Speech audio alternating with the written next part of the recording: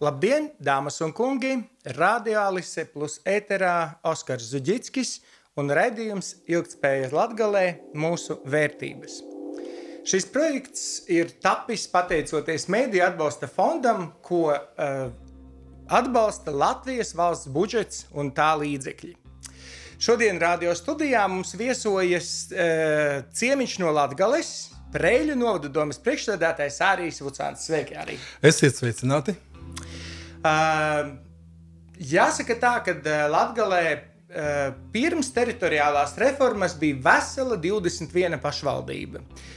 Notika reforma, šobrīdējais pašvaldību skaits ir krietni samazinājies, un Preļu novads ir apvienojis sevī vairākus novadus. Arī kā Preļu novadam pēc šīs teritoriālās reformas veicas? Ir ieguvumi, jūtat to pievienoto vērtību? Šobrīd mēs uz šiem procesiem, kas 21. gadā notika, varam skatīties jau caur 3 gadu darba pieredzi. Un jāsaka, ka, manuprāt, Preļu novads šobrīd, jaunais novads šobrīd ir apvienojis 3,5 vecos novadus, jo Aglonas bijušais novads tika sadalīts starp Krāslavu un Preļiem. Preļu novads šobrīd sekmīgi pilda ikdienas darbus, visas pamatfunkcijas. Mēs spējam nodrošināt investīcijas, apguves. Mēs, principā, esam starp tiem novadiem, kuri ir tikuši galā ar visiem šiem būtiskajiem izaicinājumiem, kuri 22., 23. un arī 24. gadā pašvaldībās bija. Kādā veidā mums ir izdevies to panākt? Manuprāt, mūsu jaunā novada politiskais salikums, kas ir no 4 partijām, nodrošināja to, ka no visiem iepriekšējiem 4 novadiem pirmkārt, jaunā novada administrācijā tika pieņemti darbā un vadošajos amatos iecelti labākie iespējamie mūsu cilvēku resursi, un tieši balstoties uz spēcīgu administrāciju, uz labu profesionālu pagastu pārvaldību, manuprāt, mēs esam šo politisko stratēģiju savu uz ikgadējo, nosacīto tādu efektivitātes uzlabošanu novada pārvaldībā veiksmīgi veikuši un šobrīd strādājam, jau kā jauns novads. Es domāju, ka Preļu novada iedzīvotāji noteikti novērtē ieguvumus, bet patiesībā mēs Vucānu kungu esam uzaicinājuši cita iemesla pēc. Mēs ļoti vēlamies parunāt tieši par Preļu novada un novada iedzīvotāju sadarbību, jo, manuprāt, sekojot līdzi nevalstisko organizāciju sektora attīstībai Latgales reģionā, Preļu novads ir viens no pirmrindniekiem. Nezinu, tur 1., 2., 3. vieta, bet katrā ziņā noteikti slavējams, jo principā man šķiet, ka Preļu NVO centru, arī partnerību un arī Viduslatgales pārnovadu fondu NVO sektorā pazīst Latgalē pietiekoši labi. Un kā jums sokas ar pašvaldībai komunicējot ar iedzīvotājiem kopumā, jo ir tās daudzās apsveicamās lietas, ko, mēs kā NVO sektors skatoties no malas nedaudz Preļu novadu apskaužam? Patīkami dzirdēt tādu labu novērtējumu. Protams, atgriežoties pie šī jaunā novada veidošanas pirmsākumiem, viena lieta ir šī administratīvā teritorijas infrastruktūra, bet otra lieta ir šis mūsu cilvēku kapitāls, mūsu sabiedrība. Un tas bija arī viens no mūsu tādiem, arī, principiem, ka pirmkārt mēs centāmies un, manuprāt, esam veiksmīgi nodrošinājuši visu iepriekšējo iestrāžu pēctecību un tālāku veiksmīgu darbību, respektīvi visas biedrības, kas strādāja līdz tam, šobrīd turpina savu darbu. Mēs attīstām šīs, saiknes, attīstām šo sadarbību, turpinām dot finansējumu līdzfinansējumu dažādām aktivitātēm.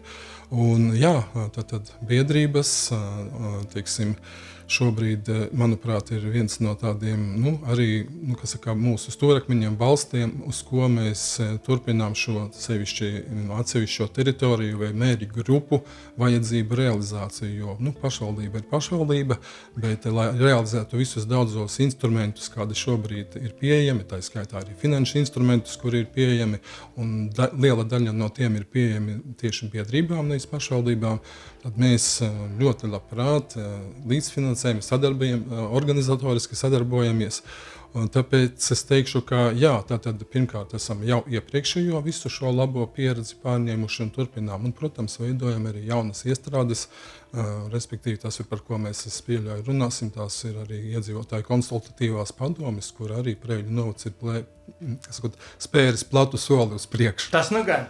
Jūs pieskārāties tādai lietai kā finanses, un jāsaka tā, ka man liekas, gan jūs, gan arī Līvānu novads, abas šīs pašvaldības kopā esat spēruši sadarbības soli ar tātad Viduslatgales pārnovadu fondu, un jūs deleģējat līdzekļus NVO sektora atbalstam. Kas ir tas par mehānismu, ko jūs varbūt varat pastāstīt mūsu klausītājiem un arī citām pašvaldībām?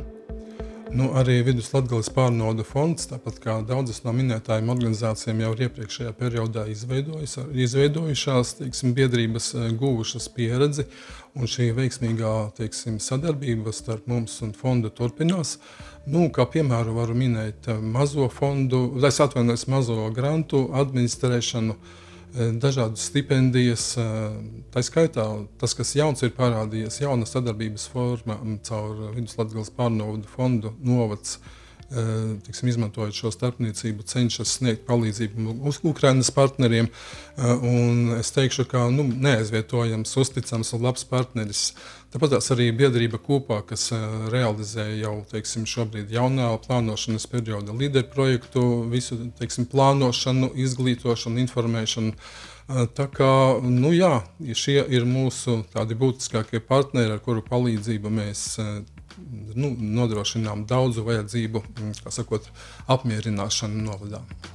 Runājot par arī Viduslatgales pārnovadu fondu, jāsaka, ka šis fonds bija saņēmis arī finansējumu no aktīvo iedzīvotāju fonda un tieši dažādu aktivitāšu, kas bija dažādu finanšu piesaistēju papildus klāt, un jāsaka, ka Preiļu ļaudis to apguva, man liekas, tik efektīvi, kad viņi beigās mācīja pat visas Latvijas nevalstiskās organizācijas dažādos semināros ar šiem veiksmes stāstiem, kā līdzekļus var piesaistīt savas organizācijas attīstībai.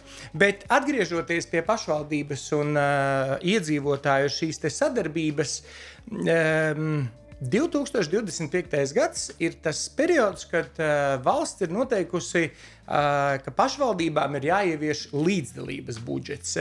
Jāsaka tā, ka no 40 vairāk pašvaldībām 15 šobrīd ir ieviesušas šo mehānismu.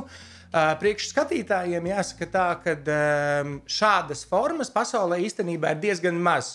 Kad ar likumu nosaka, pašvaldībām nodarboties ar iedzīvotāju uzsildīšanu, ja to tā var teikt, lai viņi būtu aktīvāki. Kā sokas Preiļiem šī gadījumā, jo jūs esat, jāsaka, nevien starp tām 15 pašvaldībām, bet arī vieni no tādiem aktīvākajiem, kurus arī reģionālajā ministrijā min kā piemēru, kā vajag īstenot tās lietas. Kā jums ir sokas ar to? Ja ir budžets, tad pirmām kārtām jau ir nepieciešama kaut kāda institūcija, kas spēj ar šo budžetu rīkoties, tātad un budžetā paredzētajā finansu apjomā, tad plānot darbības un tad realizēt šos projektus.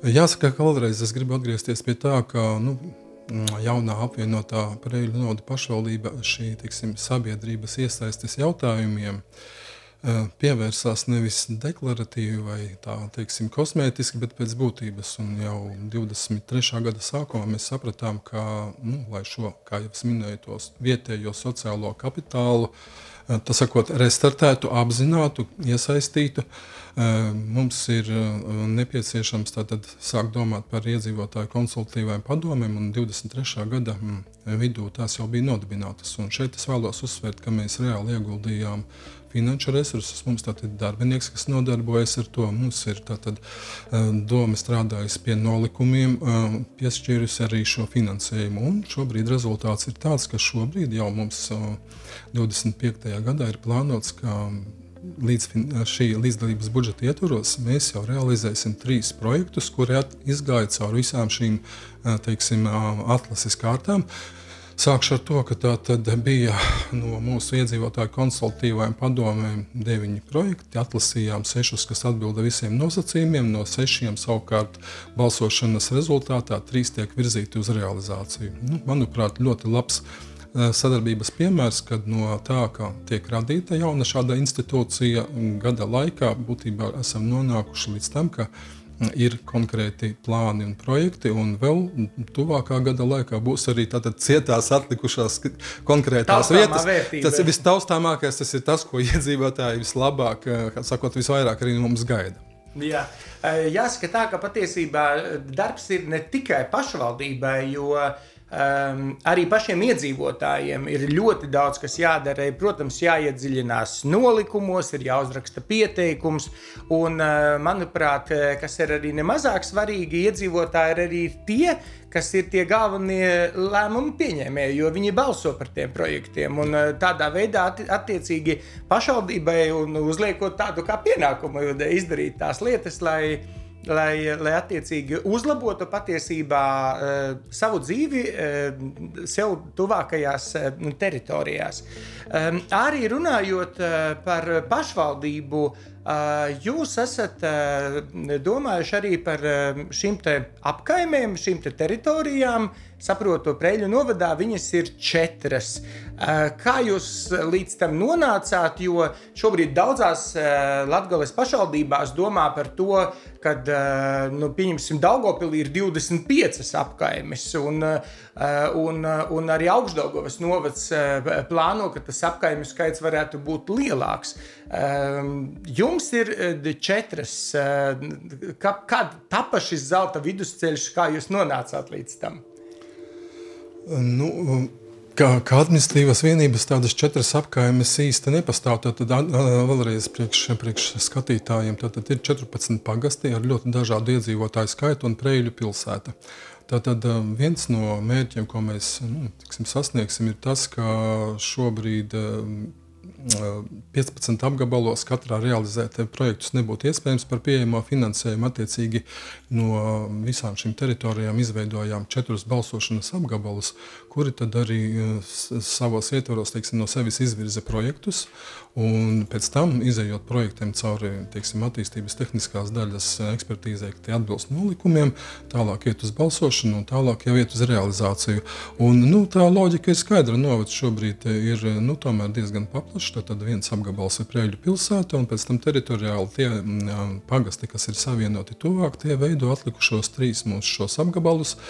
Un, es domāju, ka tiešām mēs esam tikai ceļa sākumā, jo faktiski jau vēlreiz atgriezīšos, lai līdz šim nonāktu, bija nepieciešamas vairākas kārtas, kad mūsu šīs iedzīvotāju padomes, tā skaitā arī biedrību pārstāvji, kas aktīvi tajās darbojas, izietu šo informēšanas un izglītošanas procesu. Mēs no 22. gada tad jau tad esam to sākuši, un līdz 24. gada vidum šobrīd ir bijušas vismaz 10 dažāda veida izglītojošās aktivitātes, kuru rezultātā, manuprāt, šobrīd iedzīvotāju padomes jau ļoti labi orientējas juridiskajos aspektos, tehniskajos, kā sagatavot dokumentus un tā tālāk. Un jā, es domāju, ka pie šī modeļa mēs arī pieturēsimies. Vēl tikai papildināšu, ka bez šaubām apstākļos, kādi pašvaldībās bija, arī no valsts puses diezgan stipri tika stimulēta dažādu šo pagastu pārvalžu reformas, kuru rezultātā, dažādos novados ir dažādas pieejas, bet mēs arī šobrīd tomēr esam visos pagastos pagaidām atstājuši pārvaldes, kaut gan, varbūt vadība ir mazākajos pagastos ir viens pagasta pārvaldnieks uz 2 vietām, un es domāju, ka šī struktūra patreiz ir diezgan optimāla, izejot gan no uzdevumiem, kas viņiem ir jāveic, gan arī resursiem, kas ir mūsu rīcībā. Arī, ja mēs runājam par šiem te balsošanas apgabaliem un šiem 14 pagastiem, jūs esat, kā minējāt, izveidojuši konsultatīvās padomes.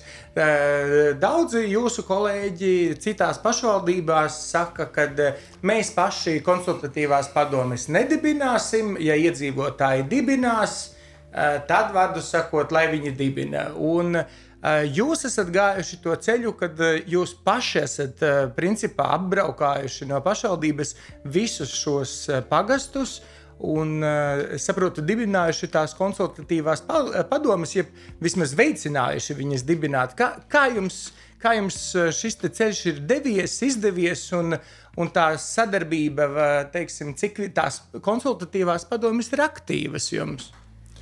Nu jā, tad mūsu atbildīgi, teiksim, sabiedrības iesaistes mārketinga daļa un konkrētais mūsu, teiksim, darbinieks, kas nodarbojas ar nevalstisko sektoru, bez šaubām informēja, aicināja dažādā veidā, motivēja cilvēkus iesaistīties, un tiešām mums arī izdevies. Protams, ka es vienreiz gribu atzīmēt, ka pirmkārt, acīm redzot, mūsu, teiksim, šī varbūt sabiedrības spēja, prasme un vēlme iesaistīties arī bija jau pietiekoši labi iepriekšējā periodā, teiksim, attīstīta. Un, atgriežoties pie tā, teiksim tā, aktivitātes ir dažādos pagastos, jo patiešām atšķirās varbūt no viena pagasta, kurā pat, teiksim, ir tikai 300 iedzīvotāji un līdz Preiļu pilsētai, kurai 6000, bet, es šobrīd nevērtēšu, jo tiešām viņi man nepakļaujas. Mēs cenšamies uz visiem iespējamajiem jautājumiem, ko viņi uzdod, atbildēt. Ja tiek aicināti pašvaldības speciālisti kādā no jomām uz šīm sēdēm, viennozīmīgi tiek nodrošināts, ka viņi tur ir, nodrošinām telpas tehnisko aprīkojumu, šo visu, teiksim, viņu pasākumu rīkošanai. Un, tas klāsts ir ļoti plašs no kultūras, varbūt pasākumu apspriešanas, beidzot ar diezgan nopietnu infrastruktūras projektu analīzi, plānošanas iesaisti. Es teikšu tā, ka ir labi piemēri, varbūt pagasti nav visi vienādi. Kūtrāki nedaudz. Es neteikšu, ka kūtrāki, bet varbūt gan pēc savas, teiksim, specifikas, kā ir viņiem apdzīvotās vietas, cik lielas, kāds ir iedzīvotāju blīvums, kādas ir arī tradīcijas un kāda ir, varbūt es teikšu, arī pat specializācija, jo nosacīta Preiļu novadā ir pagasti. Ir ļoti, katram ir sava, kā saka, specifika.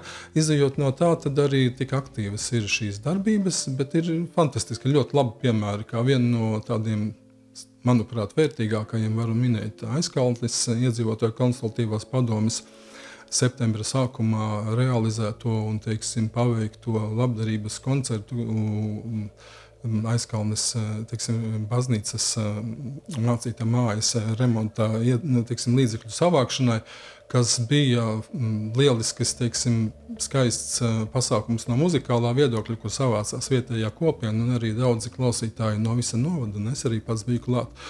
Un kas parādīja, ka, ja, teiksim, ir sākot ar to, ka konsultatīvā padomē vadītājs skaidri apzinās konkrētās vajadzības, nevis varbūt vēlmes vai tāda bezmērķīga kaut kāda komunikācija, bet ar konkrētu mērķi, skaidru saprotamu sabiedrībai, tad sabiedrība iesaistīties ir spējīga gan ar savu darbu, gan ar materiāliem līdzekļiem, gan jebkādā citā veidā. Tāpēc es teikšu tā, ir labi piemēri, es ceru, ka pārējie ņems, kā saka, no viņiem savukārt piemēru un šis darbs turpināsies. Katrā ziņā runājot par šīm te konsultatīvajām padomēm, daudzās pašvaldībās, kur šīs padomes ir izveidotas, tās pieredzes arī noteikti atšķirīgas, jo arī Latvijas mērogā ir pašvaldību vadītāji, kuri uzsver to, kad diemžēl politiskie spēki, reizēm opozīcija, izmanto šīs konsultatīvās padomes nevis tā kā konstruktīvam darbam, bet drīzāk esošās varas mīnusu meklēšanai. Līdz ar to mēs noteikti aicinām no savas puses visas Latgales pašvaldību konsultatīvās padomes rast šo sadarbības ceļu ar vietējām pašvaldībām, jo tad tā pievienotā vērtība būs noteikti krietni lielāka. Cienītie Radio Alise Plus klausītāji, ēterā skan raidījums Ilgtspēja Latgalē mūsu vērtības, un šodien studijā pie mums ir Preiļu novaddomes priekšsēdētājs Ārijs Vucāns. Pēdējais jautājums, Ārij, pirms mēs beidzam mūsu sarunu. Pavisam nesen Preiļu novadā bija tāds pasākums, kas tika arī atspoguļots masu medijos, notika Preiļu novada domas izbraukuma sēde, kas notika Galēnos. Kādas ir jūsu personīgās un arī domas, teiksim, atskats uz šo notikumu, vai jūs saskatāt pievienoto vērtību un kāds ir redzējums šādām varbūt izbraukuma sēdēm arī nākotnē? Jā, paldies. Starp citu, sēde izbraukumā notika tieši pēc Oskara piedāvājuma. Mēs labprāt atsaucāmies. Sākšu ar to, ka kā novada domas priekšsēdētājiem man pirmkārt jānodrošina tas, ka sēde notiek likumā paredzētajā kārtībā un veidā. Un man prieks, ka mūsu, teiksim, novada doma pierādīja, ka šobrīd ir tehniski ar cilvēkiem aprīkota pietiekoši labi, lai šādu novada domas sēdi sarīkotu. Otrakārt, jāsaka, ka Galēni ir viens no, šeit ir vairākas aspekti, kuros vēlētos izcelt. Pirmkārt, tiešām ciems ar ļoti bagātu un tādu lielu vēsturi 640 gadus svinēja, tad ar ļoti spēcīgu vietējo kopienu. Otrakārt, ko es vēlētos vēlreiz arī speciāli uzsvērt, ir saimnieciski spēcīga un labi attīstīta teritorija. Teiksim, protams, ka mēs redzam daudzus uzdevumus un vajadzības, kas šajā konkrētajā ciemā ir, teiksim, šī, teiksim, Vicmuižas šī muiža, kura šobrīd, diemžēl, jāsaka, ir liela jautājuma, kādā veidā to uzturēt un ko ar to darīt. Ir jautājumi bez šaubām, doma pagaidām, tiek galā ar pamatskolas darbību, lai mums viennozīmīgi ļoti gribētos, lai pamatskola turpina strādāt šajā ciemā. Bet tā kopējā atziņa ir, ka tur arī bija, ne jau viss bija rožēni, tātad bija arī jautājumi par saimniecību visu, un tomēr es teikšu tā, Oskars vairāk kārt minēja ilgtspējas šo jēdzienu. Un man arī būtu aicinājums gan iedzīvotāju padomēm, gan visām biedrībām. Mēs būsim tik labklājīgi, ilgtspējīgi un viedi, cik mēs iesim tomēr dziļumā mūsu saimnieciskajā uzņēmējdarbībā. Un šis ir viens no tādiem lieliem jautājumiem, kā tiešām censties tieši lauku teritorijās paplašināt, teiksim, šo uzņēmējdarbības spektru, kā nodrošināt dažādus pakalpojumus tur.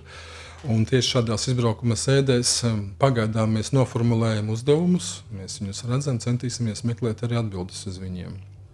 Uz šīs aicinājuma lieliskās nots mēs arī beidzam šodien mūsu interviju ar Āriju.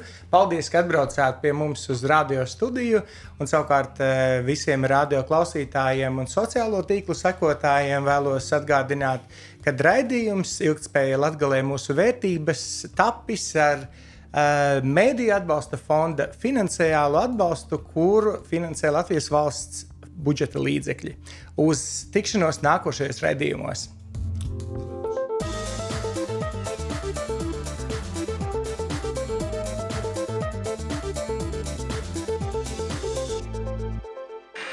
Alisa Flю Radio